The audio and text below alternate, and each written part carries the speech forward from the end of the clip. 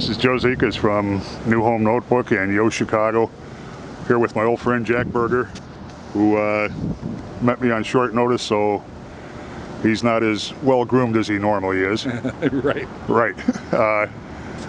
Jack, I thought it would be fun to take a look at Mondial, which is your latest and greatest, and talk to me as if you were talking to an architecture student or a group of architects. Tell me what I'm looking at. Well, you're looking at a building that has a massing of the parking, which is in the charcoal gray block area, as well as the living spaces. And what we tried to do... Now, I'm a rookie architecture student, Jack, so what do we mean by massing? What's that all about? Just the basic volumes of the forms, in that we wanted to both work within the format of the parking as well as the residential units, which is all in the lighter colored exterior. The parking is in the charcoal gray exterior. And what we've done is we've tried to subtly define some of the areas. We were transitioning during the design between the lower residential units, which begin at the second floor, and the main body of the exterior, which starts at the 7th floor. And the intermediate, where there's a continuous railing, is really like a reveal between those two subtle areas of the building. Now, why are these things important? Why does that matter? From the way that we use the vocabulary of architecture, we're trying to use the exterior expression to be able to show where there's differences within the building that kind of define the building and different types of spaces. And rather than just creating a large mass blob, or a square box, it's something that I have tried over the years to get away from just the monotony of a square box. And certainly at every angle of this building, you're looking at perhaps a new design or a integrated design of exactly what we tried to create. And I think this has been a relatively successful type of transition. It's one of our larger projects, and even as you get to the roof deck, we used what Corbusier used to call the pilotis. So up on the 14th floor, you'll see that there's metal column covers, and again, so you get kind of a floating roof expression. You also see that the roof actually is separate and apart from the walls. The wall is in one plane and the roof is in another plane. So the roof has its own expression. So this is a very different vocabulary than a Messian vocabulary, in other words. Very different. My schooling came primarily from Le Corbusier and a number of French architects who worked with it in that realm.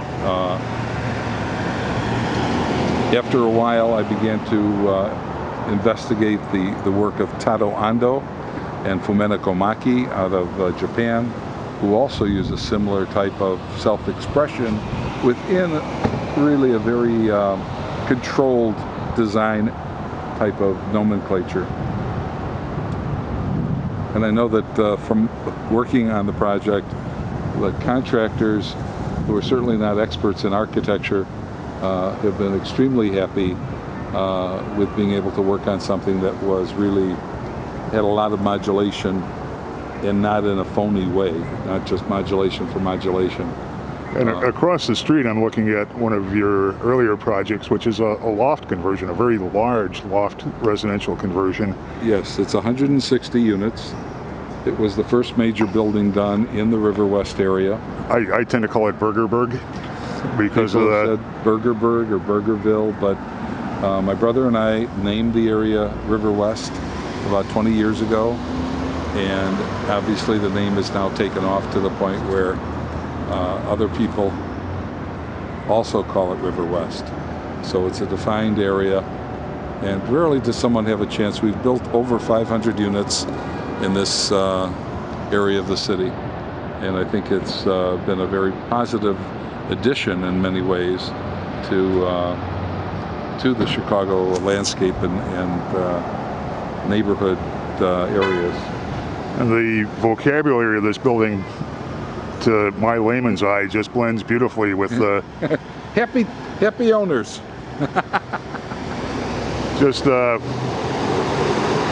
blends beautifully with the older industrial loft architecture that once characterized this neighborhood. Well, and it's interesting you should say that, because this building was put on the National Register of Historic Buildings. You can see the little plaque next to the entry.